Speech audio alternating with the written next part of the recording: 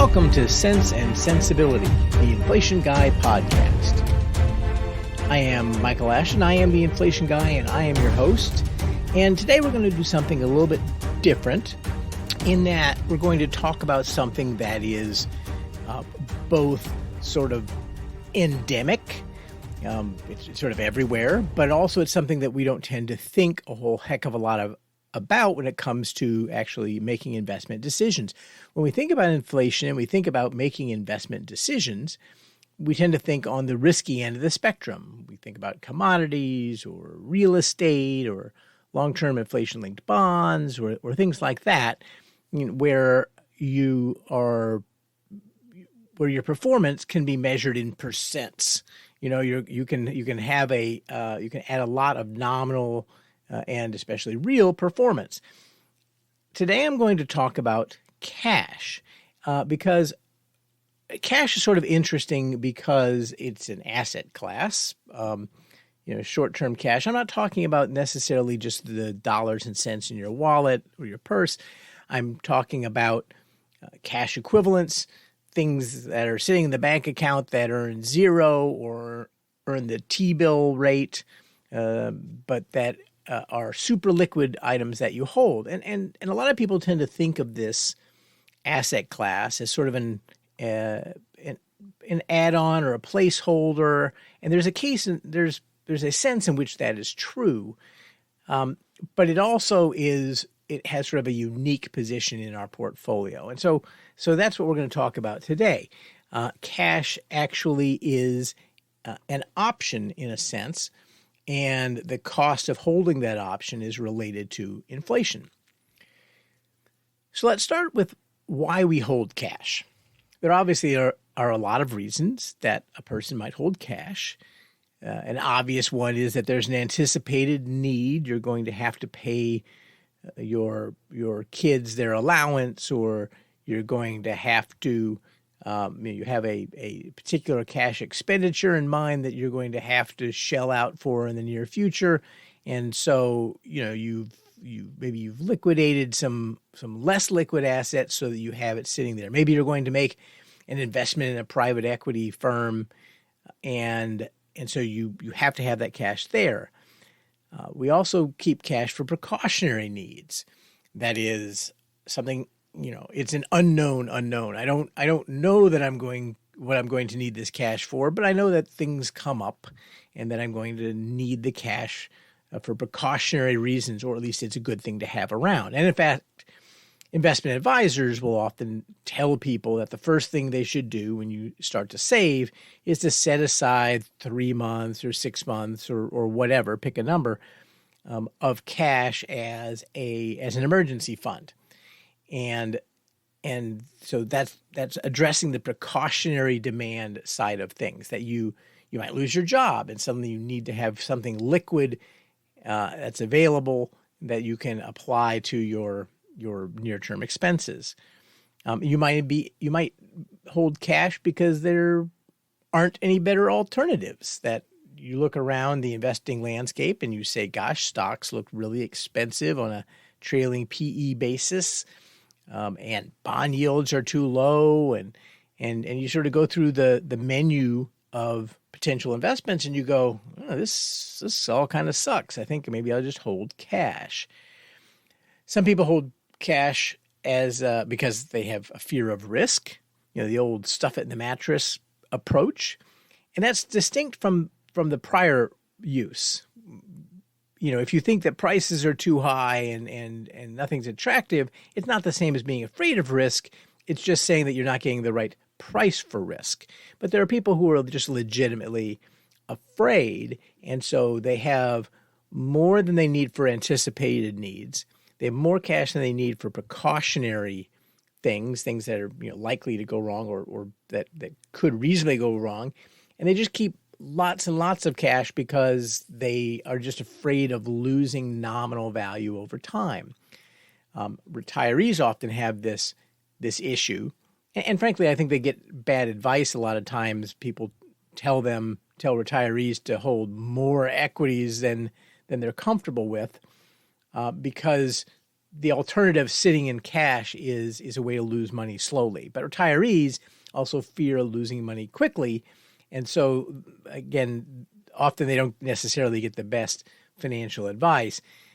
But one end of the spectrum is, I'm terrified of losing money quickly, so I'll just hold a lot of cash because that way I'll at least have the same nominal value over time. And then finally, and I guess maybe this is part and parcel of several of these things, cash serves as a way to access what I call time arbitrage.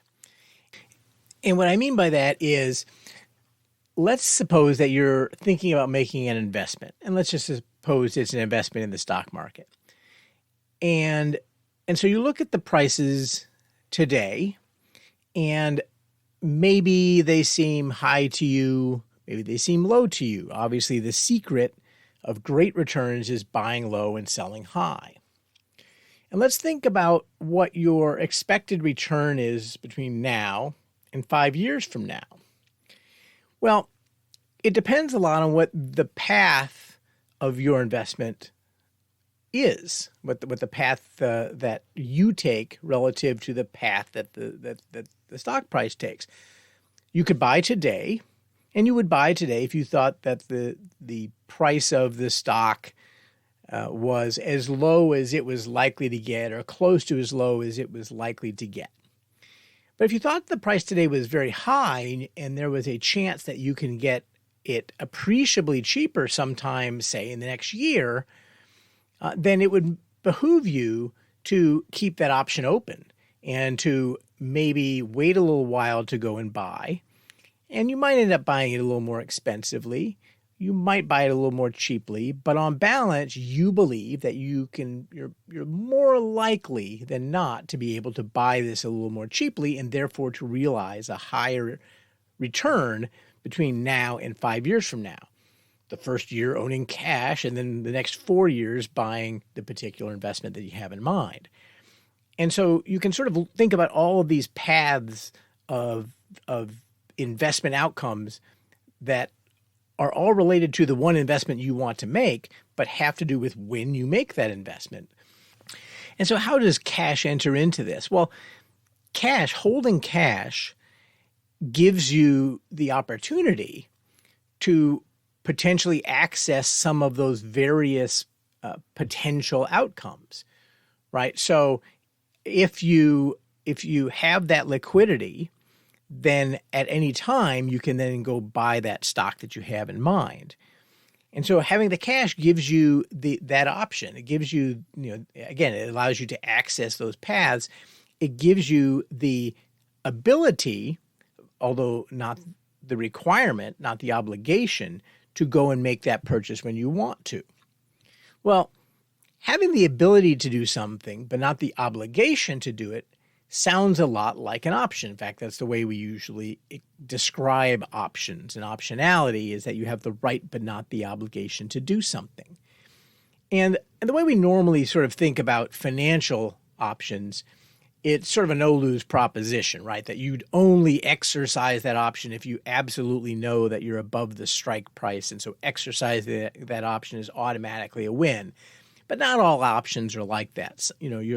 Some options you still have to exercise in an environment of uncertainty where you still don't know whether you're going to win, but by having that option and exercising that option, you believe that you are now enhancing your probability of winning.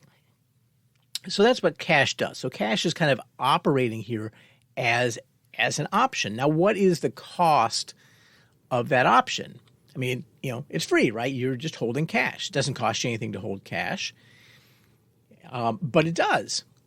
And I don't just mean in the opportunity cost sense that you're not earning something else, but holding cash. If you have $1,000 today, you know that in a year it's $1,000. If you just sit on the cash and we have zero interest, but the value of that $1,000 will be less, as long as inflation is positive. And so ordinarily, if you sat on $1,000 for a year, you'd expect to lose, 0.5%, 1%, 2% to the purchasing power of that money over the span of that year. Now, in over a long span of time, it turns out that T-bills have returned about minus 0.5% real yield. And that obviously is all over the place. It has a lot to do with how aggressive the Fed tightens when inflation goes up. And obviously right now with short-term rates at 0 and inflation at 7, that the option cost, if you will, is a lot higher.